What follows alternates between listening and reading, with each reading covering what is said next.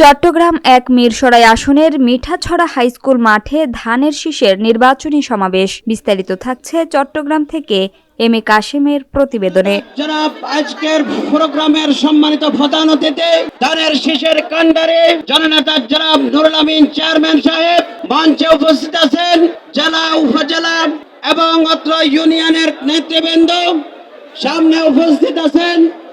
অত্র ইউনিয়নের আমাদের মা ও ভাই ও বোনেরা, সম্মানিত উপস্থিতি, আগামী 12 তারিখ আমাদের জাতীয় সংসদ নির্বাচন।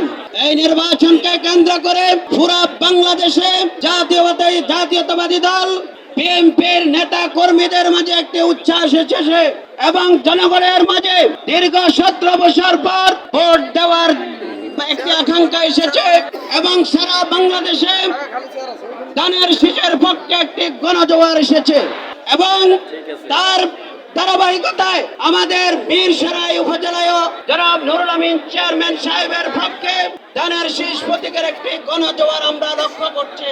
সম্মানিত উপস্থিতি, সারা বাংলাদেশে আমাদের উপজেলায় ধানের শীষের পক্ষে যে গণজোয়ার এসেছে সেই গণজোয়ারকে অনেকের সহ্য হচ্ছে না।